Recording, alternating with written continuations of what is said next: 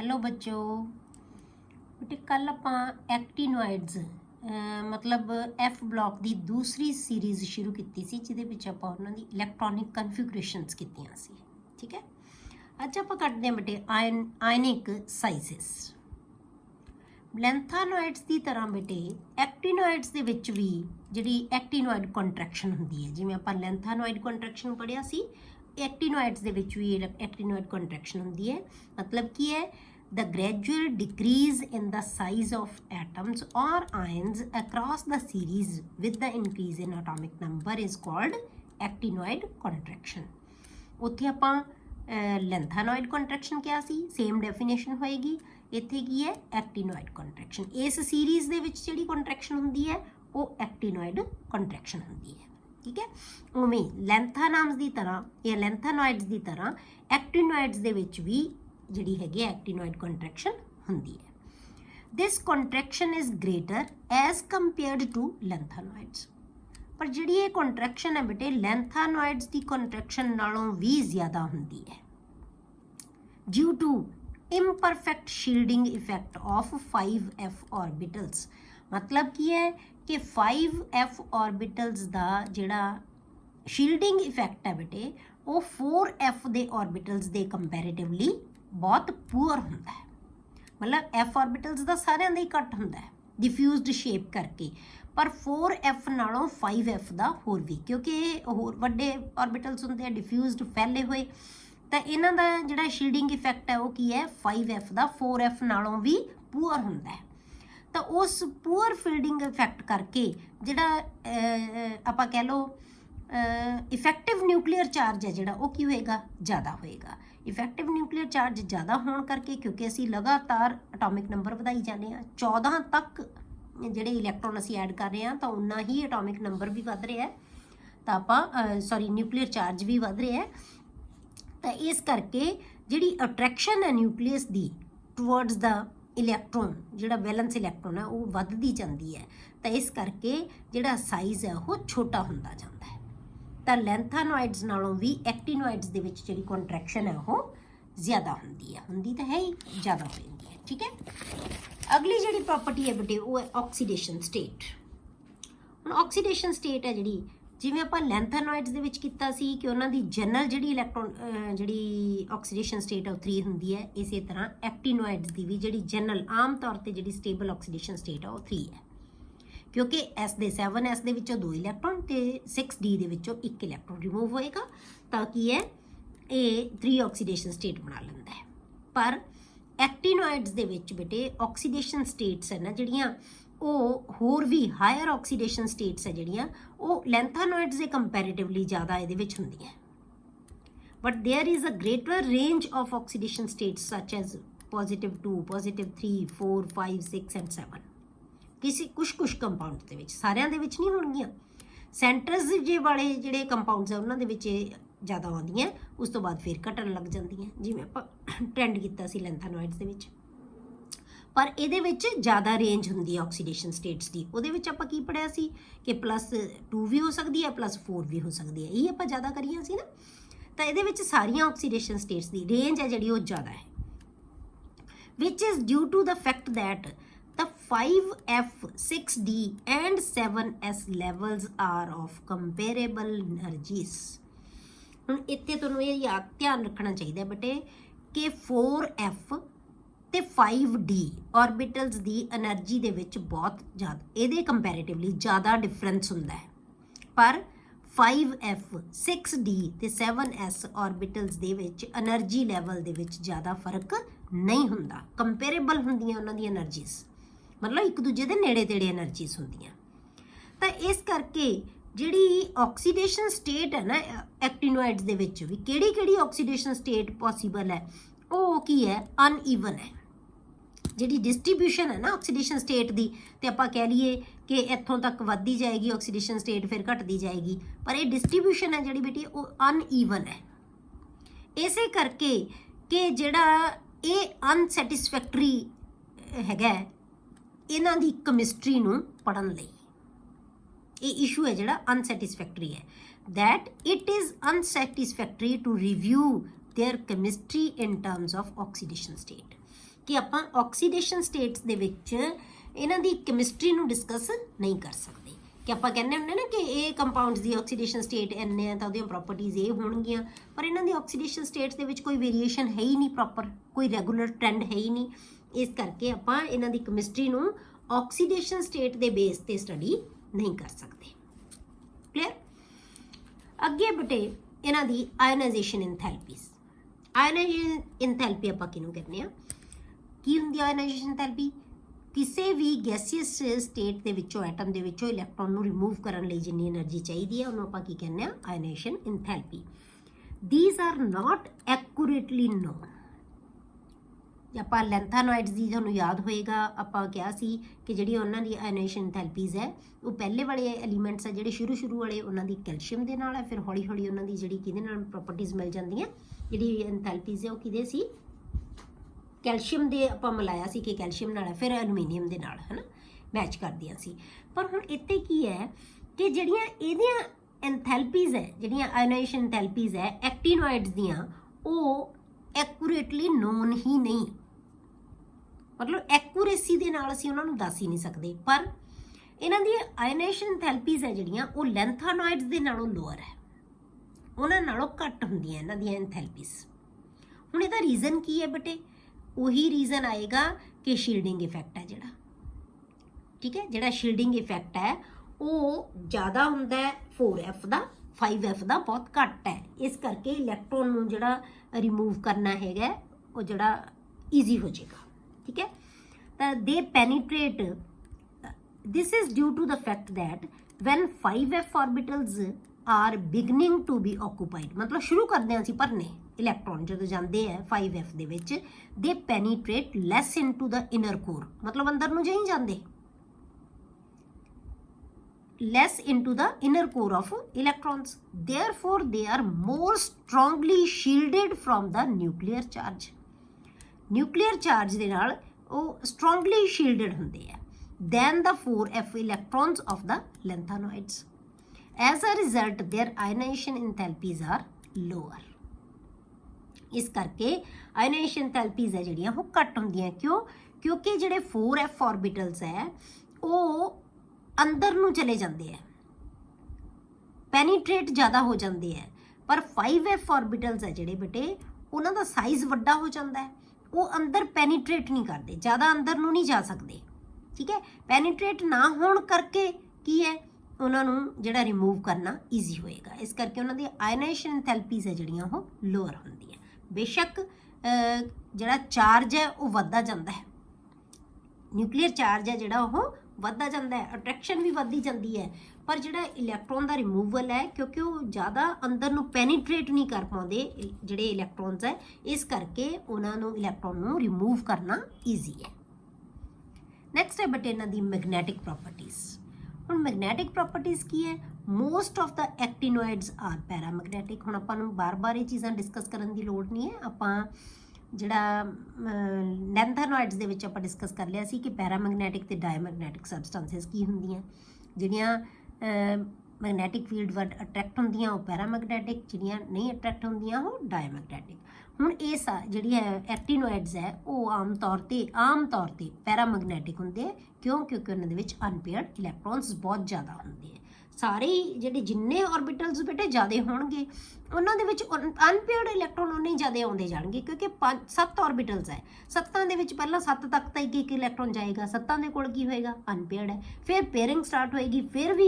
ਇੱਕ ਪੇਅਰ ਹੁੰਦਾ ਜਾਏਗਾ ਨਾ ਬਾਕੀ ਤਾਂ ਸਾਰੇ ਕੀ ਹੈ ਅਨਪੇਅਰਡ ਹੈ मतलब अनपेयर्ड इलैक्ट्रॉन हरेक कोल तकरीबन होंदे है इस करके आम तौर पर यह पैरामैगनैटिक नेचर के होंदे है नैक्सट है बेटे कलर ऑफ आयन्स उही प्रॉपर्टीज़ है जो आपां लैंथानोइड्स च पढ़ियां सी कलर ऑफ आयन्स हुण आपां लैंथानोइड्स दे विच आपां की पढ़िया सी बेटे कि जिहड़े इहदे इलैक्ट्रॉन है वो ऑक्साइड हो जाते हैं किहदे करके होंदे है FF ट्रांजिशनस हो जाती हैं जिवें डी दे विच आपां DD ट्रांजिशनस कीतियां सी इवें FF ट्रांजिशनस हो जाती हैं तो इन्हां दे विच भी FF ट्रांजिशनस करके जिहड़े इहदे कंपाउंड्स है वो की हुंदे आ कलर्ड हुंदे आ actinoid ions are generally coloured it depends upon the number of 5F electrons it depend जिहड़ा कलर है किते डिपेंड करेगा इलैक्ट्रॉन्स किन्ने है ऑक्साइड किहड़े इलैक्ट्रॉन्स ने होना है।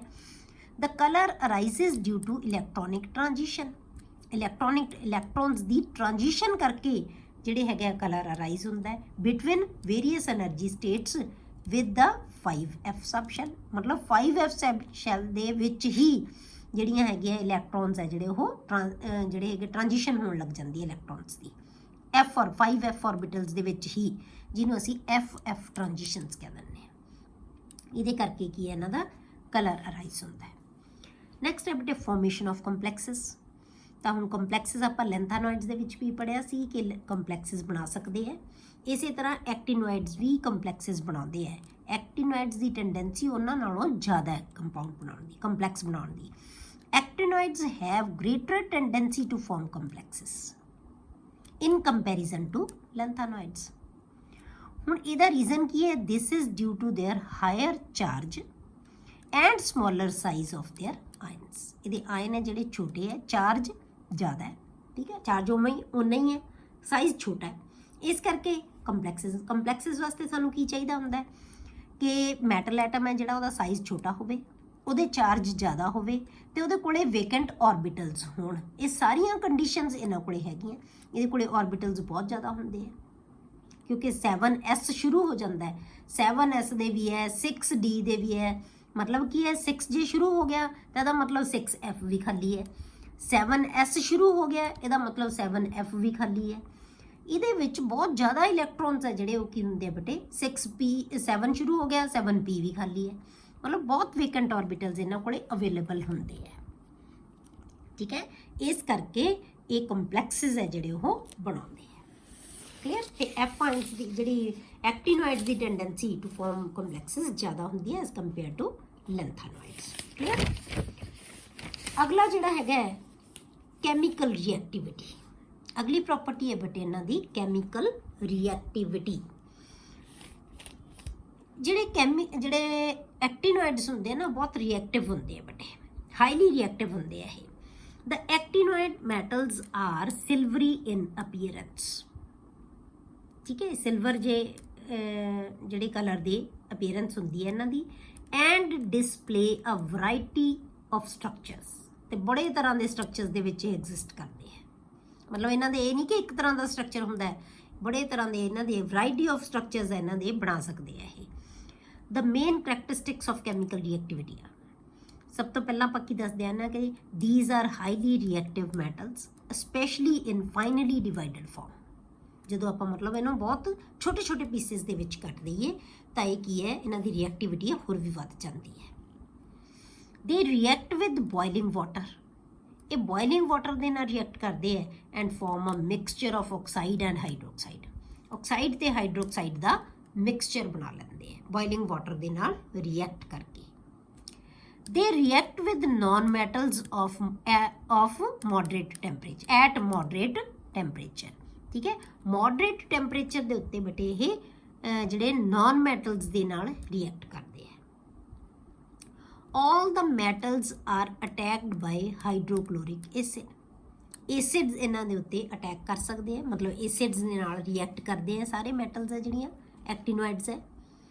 But most of these are slightly affected by nitric acid. ਪਰ ਮਤਲਬ ਕਿ ਹਾਈਡਰੋਕਲੋਰਿਕ ਐਸਿਡ ਨਾਲ ਤਾਂ ਬਹੁਤ ਰਿਐਕਟ ਕਰਦੇ ਆ, ਪਰ ਨਾਈਟ੍ਰਿਕ ਐਸਿਡ ਦੇ ਨਾਲ ਇਹਨਾਂ ਦਾ ਇਫੈਕਟ ਹੈ ਜਿਹੜਾ ਉਹ ਘੱਟ ਹੁੰਦਾ ਹੈ ਕਿਉਂਕਿ ਨਾਈਟ੍ਰਿਕ ਐਸਿਡ ਹੈ ਬੇਟੇ ਇਹ ਕੀ ਹੈ ਆਕਸੀਡਾਈਜ਼ਿੰਗ ਏਜੰਟ ਹੈ, ਇਹ ਆਕਸੀਡਾਈਜ਼ ਕਰ ਦਿੰਦਾ ਉਹਨੂੰ due to the formation of protective oxide layer. Nitric acid ਦੇ ਨਾਲ ਜ਼ਿਆਦਾ ਇਫੈਕਟ ਨਹੀਂ ਹੁੰਦਾ, ਇਹਨਾਂ ਨਾਲ ਜ਼ਿਆਦਾ ਰਿਐਕਟ ਨਹੀਂ ਕਰਦੇ। ਕਿਉਂ? ਕਿਉਂਕਿ ਨਾਲ ਦੀ ਨਾਲ ਉਹਨਾਂ ਦਾ ਆਕਸਾਈਡ ਬਣ ਜਾਂਦਾ ਹੈ। ਜਦੋਂ ਆਕਸਾਈਡ ਬਣ ਗਿਆ ਤਾਂ ਫਿਰ ਮੈਟਲ ਤਾਂ ਪ੍ਰੋਟੈਕਟ ਹੋ ਗਈ, ਉਹਦੀ ਆਕਸਾਈਡ ਦੀ ਲੇਅਰ ਬਣ ਗਈ ਉਹਦੇ ਉੱਤੇ, ਤਾਂ ਮੈਟਲ ਤਾਂ ਹੁਣ ਹੈ ਹੀ ਨਹੀਂ, ਉੱਪਰ ਲੇਅਰ ਖਾਲੀ ਨਹੀਂ ਮੈਟਲ ਦੀ, ਤਾਂ ਜਿਹੜੀ ਐਸਿਡ ਨਾਲ ਰਿਐਕਟ ਕਰੇਗੀ ਤਾਂ ਉਹਦਾ ਆਕਸਾਈਡ ਬਣ ਜਾਂਦਾ। ਤਾਂ ਆਕਸਾਈਡ ਨਾਈਟ੍ਰਿਕ ਐਸਿਡ ਦੀ ਪ੍ਰੈਜ਼ੈਂਸ ਦੇ ਵਿੱਚ ਉਹਨਾਂ ਦੀ ਪ੍ਰੋਟੈਕਟਿਵ ਆਕਸਾਈਡ ਦੀ ਲੇਅਰ ਬਣ ਜਾਂਦੀ ਹੈ। ਇਸ ਕਰਕੇ ਜ਼ਿਆਦਾ ਜਿਹੜਾ ਇਫੈਕਟ ਹੈ ਜਿਹੜਾ ਨਹੀਂ ਹੁੰਦਾ ਨਾਈਟ੍ਰਿਕ ਐਸਿਡ ਦਾ। ਜਿਹੜੇ ਅਲਕਲੀਜ਼ ਹੈ ਉਹਨਾਂ ਦਾ ਕੋਈ ਰਿਐਕਸ਼ਨ ਨਹੀਂ ਹੁੰਦਾ ਇਹਨਾਂ ਮੈਟਲ ਦੇ ਉੱਤੇ। alkalis have no action with these metals। ਹੁਣ ਬੇਟੇ ਬਹੁਤ ਇੰਪੋਰਟੈਂਟ, ਮਤਲਬ ਇਹਦੇ ਚੋਂ ਵੀ ਕਈ ਵਾਰੀ ਕੁਐਸਚਨ ਆਇਆ ਹੋਇਆ similarities between lanthanoids and actinoids and differences between lanthanoids and actinoids। एक क्वेश्चन पूछा जाता है, कई बारी सिमिलैरिटीज़ पूछ लेंगे हैं, कई बारी डिफरेंसिस पूछ लेंगे हैं। ये जो पैट क्वेश्चन ही आते बटे इस एफ ब्लॉक दे विचों, या तो थोनों मैं तुहानूं दस्सिया सी कि लैंथानोइड ते ल्यूटीडियम की जिहड़ी हाइड्रोक्साइड की बेसिक स्ट्रैंथ पूछी जाती है। मेन की पूछा जाता है कि लैंथानोइड कॉन्ट्रैक्शन की होंदी है, उहदा कॉज की है, उहदे कॉन्सीक्वेंसिस की है, मेन ये पूछे जाते हैं, या फिर इहदी सिमिलैरिटी या फिर इहदे डिफरेंस है। मतलब आम तौर पर जोड़े क्वेश्चन है यही आते हैं।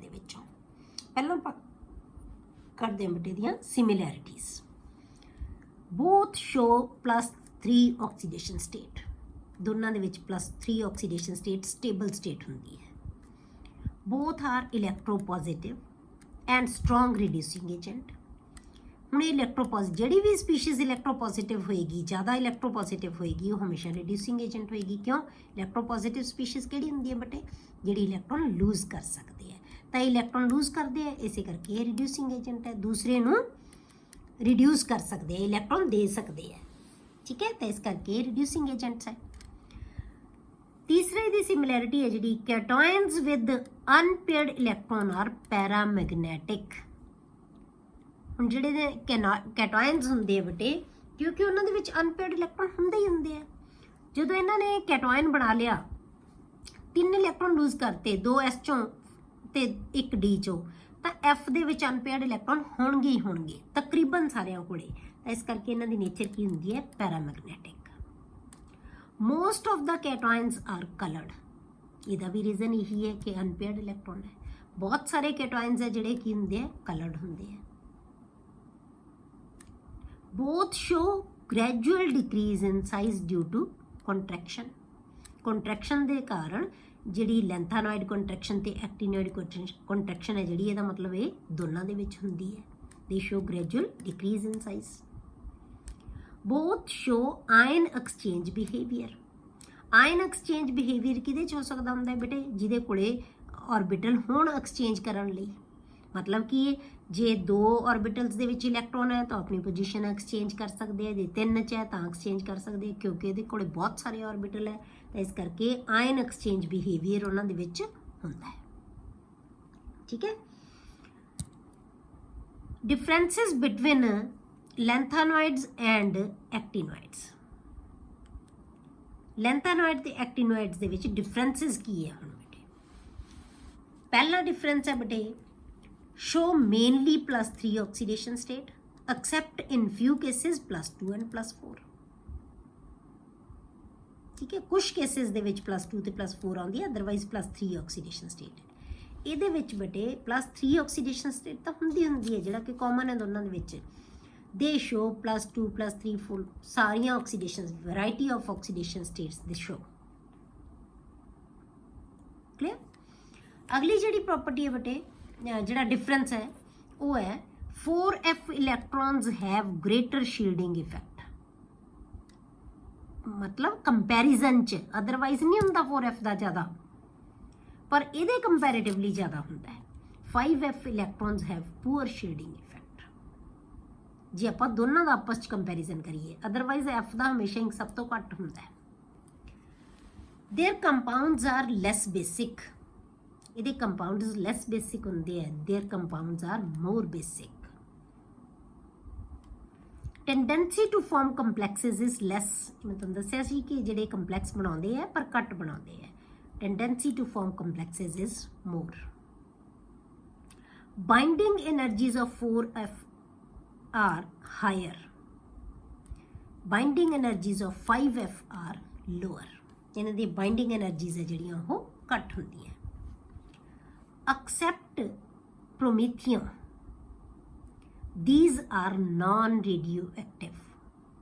तो आप इको ही कहा सी कि तुहानूं दस्सिया सी भी कि जदों याद रखणियां चीज़ां कि प्रोमीथियम नूं छड्ड के बाकी सारे नॉन रेडियोएक्टिव होंदे हैं। All the actinoids are radioactive, सारे दे सारे एक्टिनोइड्स है जिहड़े वो की हुंदे है, रेडियोएक्टिव होंदे हैं। पर जिहड़ा लैंथानोइड्स दे विच सिर्फ प्रोमीथियम है जिहड़ा कि रेडियो एक्टिव हुंदा है। ठीक है, ये जिहड़ा प्रोमीथियम है ये की है बटे, ये मैन मेड है, सिंथैटिक है, ये रेडियो एक्टिव हुंदा है। बाकी सारे की हुंदे नॉन रेडियो एक्टिव। क्लियर। हुण इहदे नाल बेटे रिलेटेड कुछ क्वेश्चनस है वो तुसी अपने आप कर लेने हैं, तो बहुत ईजी क्वेश्चनस है। हुण आपां हुणे पढ़े है, इहदे नाल ही रिलेटेड है क्योंकि पहले टॉपिक्स दे नाल रिलेटेड क्वेश्चनस मैं नाल दी नाल तुहानूं करवाए सी। आपां पढ़ दिंदे हां एक बारी questions. What are the inner transition elements, right their general electronic configuration. Inner transition elements किन्हां नूं कहंदे आ बेटे, एफ ब्लॉक एलीमेंट्स नूं, जिन्हां दे विच लास्ट इलैक्ट्रॉन एफ ऑर्बिटल दे विच जांदा है, उन्हां नूं असीं इनर ट्रांजिशन एलीमेंट्स कहंदे आ। ते जनरल इलैक्ट्रॉनिक कन्फिगरेशन की होएगी, n-2 f1 to 14, n-1 d1 आ जाएगा, तो ns2 आ जाएगा। इन्हां दी जनरल इलैक्ट्रॉनिक कन्फिगरेशन होगी। What is lanthanoid contraction, give its cause and consequences. ये मैं तुहानूं दस्सिया सी डिटेल दे विच, पूरे दा पूरा आंसर आपां लिखिया होया कि लैंथेनॉइड कंट्रैक्शन की हुंदी है, रेगुलर डिक्रीज इन साइज जिहड़ी हुंदी है, कॉज की है इहदा, पुअर शेडिंग इफेक्ट है। ठीक है, तो कॉन्सीक्वेंसिस की है कि दी प्रॉपर्टीज़ है जिहड़ियां वो चेंज हो जाती है। जे मैं पढ़िया सी 3D ते 2 सैकेंड ट्रांजिशन सीरीज ते थर्ड ट्रांजिशन सीरीज़ दे साइज़ है जिहड़े तकरीबन सेम हुंदे है, बेसिक स्ट्रेंथ दे उत्ते इफेक्ट पैंदा। तो ये कई कॉन्सीक्वेंसिस आपां पढ़े सी, वो सारे उत्थों पढ़ लेने तुसीं। ठीक है, give similarities and differences between lanthanoids and actinoids. आपां हुणे ही कीता है, सिमिलैरिटीज़ भी कीतियां ते डिफरेंसिस भी कीते हैं। LaOH3 is more basic than LuOH3, explain या why। ये तो मैं रीजन दस्या सी कि La ते O दा बॉन्ड है जिहड़ा वो थोड़ा जिहड़ा हैगा घट स्ट्रोंग हुंदा है, इहदा ज़्यादा हुंदा है। क्यों?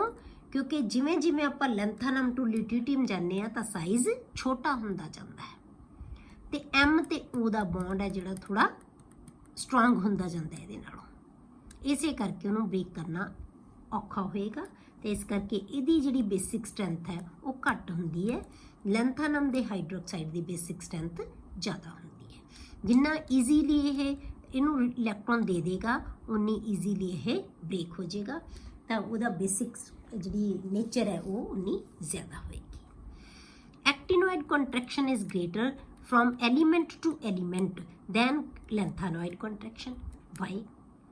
तो आप की रीजन देवांगे बेटे, इतने very poor shielding effect of F 5F का जो शील्डिंग इफेक्ट है वो की हुंदा है, बहुत पुअर हुंदा है एज कंपेयर टू 4F। इस करके एक्टिनॉइड कॉन्ट्रैक्शन है जी वो ज़्यादा होंगी है। क्लियर। अगे which is the last element in the series of actinoid. Actinoid series दे विच लास्ट एलीमेंट है जिहड़ा वो किहड़ा पढ़िया सी आपां, लोरेंसियम। राइट द इलैक्ट्रॉनिक कन्फिगरेशन, ये तो बहुत सौखी हुंदी है, लास्ट एलीमेंट दी लिखनी की औखी है। तो की आएगा जे आप एक्टिनॉइड्स दे विच आपां पढ़ रहे, एक्टिनॉइड्स दे विच पढ़ते हैं आपां एक्टिनॉइड्स च, ठीक है।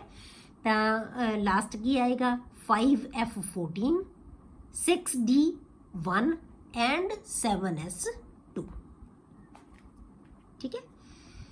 अगला आ गया थोड़े कोले बेटे, comment on the possible oxidation state of this element.